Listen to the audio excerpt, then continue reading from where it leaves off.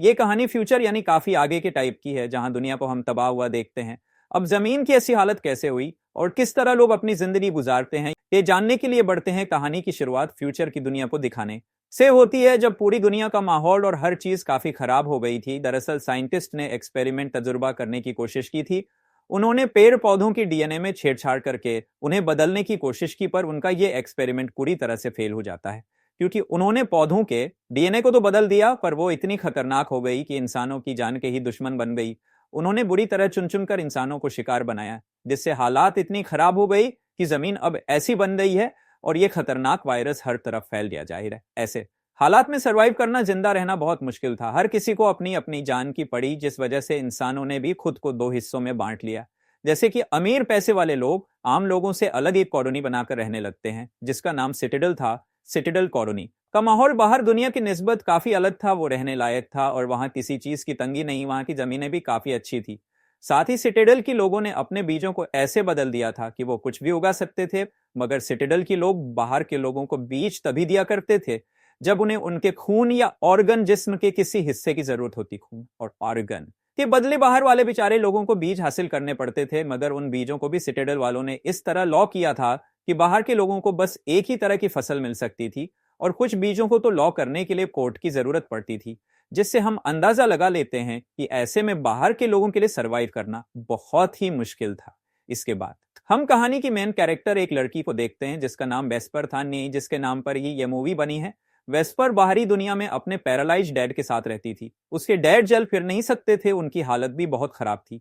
अब उसकी डैड पहले सिटिडल वालों के लिए ही काम करती थी और वही रहा करती थी, पर धीरे धीरे जब उसकी डेट पैरालाइज हुई तो सटल वालों ने उन्हें बाहर निकाल दिया। मदद के तौर पर उन्हें ने बस एक ड्रोन जैसा दिखने वाला रोबोट दिया, ताकि इसके जरिए वो किसी से मदद मांगने के लिए राब्ता कर सके।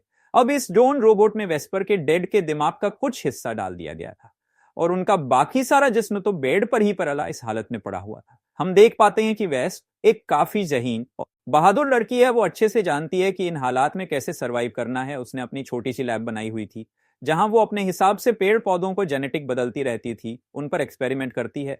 साथ ही वो अपने डैड को जिंदा रखने के लिए लाइफ सपोर्ट सिस्टम के जरिए उनका इलाज कर रही थी, जिसके लिए मशीन की जरूरत होती थी, क्योंकि तभी लाइफ सपोर्ट सिस्टम काम करता। और ऐसे उसके फादर अभी तक जिंदा थे। अब एक दिन वेस पर जब ड्रोन रोबोट के साथ घर आ रही थी, तो उसने देखा कि मेरे डैड की लाइफ सपोर्ट सिस्टम की बैटरी किसी ने चुरा ली है। इससे वेस पर परेशान हो गई, और अब उसे ना चाहते हुए भी अपने अंकल से मदद लेनी पड़ेगी, जो बहुत ही बुरा इंसान है, और वो उसके पास चली जाती है। असल में उसका अंकल एक ऑर्फनेज को चलाया करता था, यानी जहां बेघर बच्चों को रखा जाता है। वो बच्चों को अपने मकसद के लिए ऐसे इस्तेमाल करता था कि उन बच्चों की खून और ऑर्गन के बदले वो सिटिडल वालों से लेन देन किया करता था, ताकि वो अपनी जिंदगी आराम से गुजार सके। अब वेस्ट पर अपने अंकल की आकर देखती है कि कुछ लोग एक जग को मार रहे हैं। जग दरअसल इंसानों जैसे दिखने वाले ह्यूमनॉइड रोबोट्स थे, जिन्हें सिटिडल वाली अपने रोजमर्रा के काम करवाने के लिए बनाया करते थी।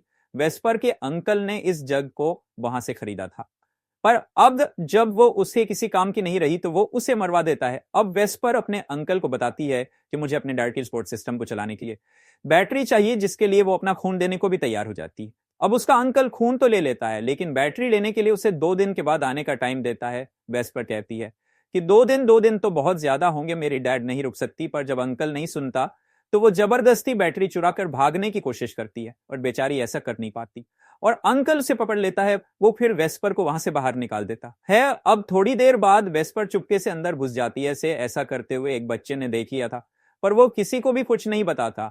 अब सबसे पहले वेस्पर यहां से बेरस चुराती है, जिसके बाद कई सारे बीज भी ले लेती है जो उसके अंकल ने सिटिडल वालों से ही लिए थे। जिसके बाद वो सीधा अपने घर भाग जाती है। अब ऐसे ही कुछ दिन के बाद वेस्पर देखती है कि सिटिडल वालों के यहाँ से एक प्लेन उड़कर बाहर आया है, लेकिन वो कुछ दूर के फासले पर ही तबाह हो जाता है। इसलिए वेस्पर फौरन उस तरफ भागती है, जहां उसे प्लेन के पास जख्मी हालत में एक औरत मिलती है, जिसका नाम कैमिला था। वो बेहोशी की हालत में थी। बस अब जल्दी से उसे सहारा देकर उठाती है और अपने साथ अपने घर ले आती है। वो कमीला का इलाज करती है, उसकी मरहम पट्टी करती है, जिस वजह से कमीला की तबीयत में सुधार आया और वो कल को ठीक से उठकर खड़ी हो जाती है। वो वेस्पर से कहती है कि मेरे साथ मेरे डैड तुम जाकर उन्हें भी ढूंढो, क्योंकि हम सट डल के रहने वाले, तो तुम्हें और तुम्हारे डैड को भी अपने साथ वहां ले चलेंगे, ताकि तुम अपनी जिंदगी ऐशो आराम से वहां तो पर गुजार सको। अब ये सुनकर वेस्पर फौरन ही उसके डैड को ढूंढने के लिए निकल जाती है। उसने कैमिला के डैड को देख ही लिया था, लेकिन वेस्पर के उनके पास पहुंचने से पहले उसका अंकल उनके पास पहुंच जाता है। वेस्पर के अंकल ने पहचान लिया था कि ये आदमी सिटाडेल से आया है। वो उनके पास स्कार्फ भी देख लेता है तो उसे पता चल गया कि इस आदमी के साथ यहाँ कोई औरत भी है। इसके बारे में वेस्पर का अंकल पूछता है, लेकिन उसकी डेड अपनी बेटी कैमला के बारे में उसे कुछ नहीं बताती। इसी वजह से वो उन्हें मारने की कोशिश करने लगता है, जो देखकर फौरन वेस्पर भागकर आई उन्हें बचाने की कोशिश करती है।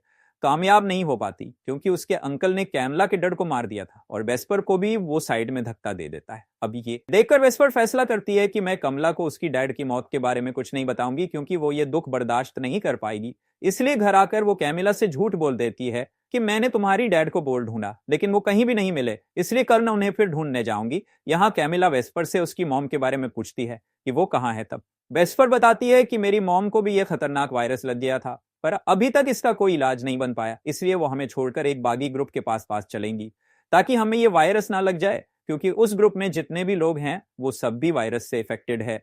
उस बाग ग्रुप का नाम पिलग्रिम्स होता है। पिलग्रिम्स के लोग अपनी अलग दुनिया बसा कर रहते और उन्हें बाकी किसी से भी कोई मतलब नहीं होता, और वो हर चीज यहाँ तक कि कबाड़ को भी जमा करती रहती थी। अब टाइम के साथ साथ वेस्पर और कैमिला के बीच माँ और बेटी जैसा रिश्ता बनने लगता है।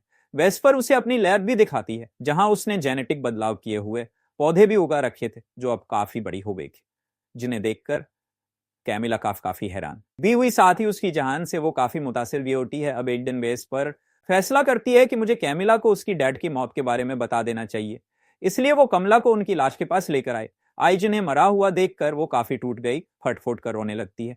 तब वह सब बड़ी मुश्किल से उसे संभालती है, जिस दौरान वो कमला की गर्दन पर एक अजीब सा निशान देखती है।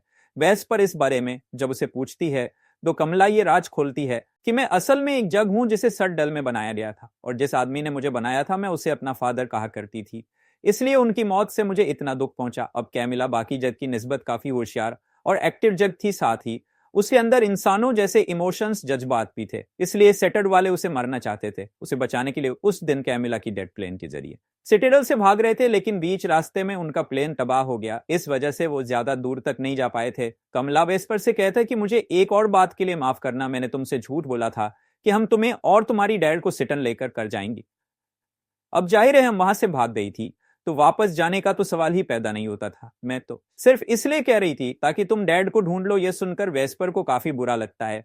वो कैमिला से नाराज होकर उस पर काफी गुस्सा करती है कि तुमने मेरा दिल तोड़ा है, क्योंकि उस बात के बाद मैंने तुम्हें आखिरी उम्मीद समझना शुरू कर दिया। घर आने के बाद वेस्पर के डेड ड्रोन रोबोट के जरिए वेस्पर से बात करती है और उसे समझाते हैं कि बेटा तुम्हें कैमिला माफ कर देना चाहिए, क्योंकि वो इस टाइम काफी दुखी है, टूटी हुई है। तब अपने डेड की बात मानकर वेस्पर उसे माफ कर देती है और उसके साथ बात करने लगती है। अब एक दिन वेस्पर को याद आया कि क्योंकि कैमिला भी सिटाडेल से आई है, तो हो सकता है कि इसके खून, डीएनए और सेल से लॉक हुई बीजों को अनलॉक किया जा सके, लॉक्स को तोड़ा जा सके, जिससे बीज इस्तेमाल की काबिल बन जाएंगे। वेस्पर ऐसा करती भी है, लेकिन कोई फायदा नहीं होता, जिस वजह से वेस्पर मायूस और परेशान हो जाती है। उसे परेशान देखकर कैमिला एक म्यूजिक बजाती है जो उसे उसके डैड ने सिखाया था। तो उनके बचते ही कैमिला के सेल की मदद से वो बीज अपने आप ही अनलॉक हो जाते हैं। यानी इसका मतलब था कि इस धुन में बीजों को अनलॉक करने का कोड था, और इसी वजह से कैमिला की डैड ने उसे म्यूजिक सिखाया था। वेस्पर ये सोचकर काफी खुश होती है कि अब इन बीजों की मदद से जितने चाहे और जो चाहे वो फसल उगा सकती है, जिससे हम भी अपनी जिंदगी ऐशो राम से गुजार सकते हैं, सिटाडेल जैसी, और हमें वहां जाने की भी जरूरत नहीं पड़ेगी। एक दिन जब वेस्प घर पर नहीं थी, तो यहां उसका अंकल आ जाता है। वो जब कैमिला को यहां देखता है तो उसे अपने साथ ले जाने लगता है, पर जब उसकी नजर कमला की गर्दन पर बने निशान पर गई तो उसे यह जानने में देर नहीं लगती कि यह लड़की असल में एक जग है। लेकिन इससे पहले वो कैमिला के साथ कुछ करता, यहां तभी वेस्पर भी आ जाती है और ये दोनों उसके अंकल पर हमला कर देती है और दोनों मिलकर उसे काबू कर लेती है। अब वेस्पर अपने अंकल को नहीं मारती, वो उसके सामने एक शर्त रख देती है कि अगर तुम सिटाडेल के लोगों को कैमिला के बारे में कुछ नहीं बताओगे तो मैं तुम्हें उन बीजों को अनलॉक करने का फार्मूला बताऊंगी, जिससे तुम और तुम्हारे और फंस के बच्चे कभी भूखे नहीं मरेंगे। अब पहले तो उसका अंकल शर्त के लिए मान जाता है, लेकिन उसके अंदर ज्यादा इनाम पाने की लालच आ गई, इसलिए वो घर वापस आकर सिटाडेल वालों से राब्ता करता है और उन्हें वहां कैमिला और बीजों के अनलॉक होने के बारे में बता देता है। इसलिए रात होते ही सिटाडेल की रेंजर्स अंकल के पास आई। वो सबसे पहले उसे मारते हैं, क्योंकि वो नहीं चाहती थी कि हमारे बीजों के बारे में किसी को कुछ भी पता चली। जिसके बाद वो वेस्पर के घर की तरफ बढ़ते हैं। उनके आने की खबर वेस्पर और कैमिला को भी हो गई, इसलिए कमला फैसला करती है कि मैं खुद को रेंजर्स के हवाले कर दूंगी, जिससे होगा यह कि वो लोग वेस्प को छोड़ देंगे और मेरे साथ जो उनका दिल चाहिए वो कर लेंगे। जिस पर वेस्पर की डैड दोनों को कहती हैं कि वो लोग तो वैसे भी वेस्पर को मार ही देंगे, उसे छोड़ेंगे नहीं, क्योंकि अब उसके पास बीजों को अनलॉक करने का कोड जो आ गया है। इसीलिए तुम दोनों को उसे भाग जाना चाहिए ताकि जब रेंजर्स यहाँ आए तो तुम्हें ना पाकर वो वापस चले जाए, इसलिए दोनों ऐसे करती हैं और कुछ चीजें लेकर वहां से भाग जाती हैं। उधर जैसे ही रेंजर्स वेस्पर के घर में आए, वैसे ही उसकी डैड अपने ड्रोन का सेल्फ डिस्ट्रक्टिव सिस्टम ऑन कर देते हैं, यानी बॉम्ब के साथ खुद को उड़ा देने वाला सिस्टम, जिससे वहां पर काफी बड़ा ब्लास्ट हो जाता है। और होता यह है कि वेस्प के डर समेत ही कई सारे रेंजर्स मार जाते हैं। ये सब कुछ वो दोनों भी दौड़ से देख रही थी। अपने डैड की मौत से वेस्प आउट ऑफ कंट्रोल हो जाती है, वो पूरी तरह टूट गई। तब कैमिला बड़ी मुश्किल से उसे संभालती है। बिल्कुल वैसे ही इसी वेस्पर ने उसे संभाला था, लेकिन कुछ रेंजर्स जो बच गए थे इनका पीछा करने लगते, क्योंकि उन्होंने दोनों को देख लिया था, जिस वजह से उन्हें वहां से भागना पड़ता है। अब ये लोग जहरीले पौधों के बीच में आ गए थे, इनके पीछे रेंजर्स भी थे, और क्योंकि कैमिला को इन जहरीले पौधों के बारे में पता था, इसलिए वो दो रेंजर्स को यहां फंसा कर मार देती है। जिसके बाद इन्हें 2 और प्लेन्स के आने की आवाज सुनाई दी, यानी कि इतनी आसानी से वो कमीला की जान छोड़ने वाली नहीं थी। ये बात कमीला को भी पता चल चुकी थी, इसलिए वो फैसला करती है कि अब मैं खुद को रेंजर्स के हवाले कर दूंगी। लग वेस्पर उन बीजों की आसानी से यहां से निकल सके, पर वेस्पर उसे ऐसा करने से रोक रही थी। लेकिन कैमिला ने तो फैसला कर लिया था जाने का। अब कैमिला के पास किसी को भी सुलाने की ताकत थी, जिस ताकत से वो वेस्पर को भी गहरी नींद में सुला देती है। और अगली सुबह जब वेस्पर की आंख खुली, वो देखती है कि कमीला यहां पर नहीं है, जिसका मतलब साफ था कि वो रेंजर्स के साथ शटल वापस जा चुकी है। अब वेस्पर भी अपने घर आती है, जहां सब कुछ तबाह बर्बाद हो चुका था। वो अपने घर की जमीन में कुछ बीज गाड़ देती है ताकि यहां फसल लग सके। तभी उसके पास कुछ बच्चे आ जाते हैं, जो रसल के अंकल के ऑर्फनेज के बच्चे थे। अब उन बच्चों को लेकर वेस्पर द पिलग्रिम्स यानी बागी ग्रुप के पीछे जाती है ताकि उन्हें कोई मदद मिल सके। जहां आकर वो देखती है कि पिलग्रिम्स ने कबाड़ इकट्ठा करके एक काफी बड़ी टॉवर जैसी बिल्डिंग बनाई हुई है, जिसके ऊपर वेस्पर चढ़ के उसके बिल्कुल ऊपर आ जाती है और उसके पास जो बीज थे वो उन्हें हवा में फेंक कर चारों तरफ फैला देती है, जिसका मतलब था कि आने वाले वक्त में यहाँ चारों तरफ इस तरह की फसलें उग जाएंगी जिससे इंसान खा सकते हैं। से सब ठीक हो जाएगा और जिंदगी जीने के लायक बन जाएगी एक बार फिर से। और इसी उम्मीद के साथ ही यह फिल्म, यह कहानी भी इधर ही खत्म हो जाती है।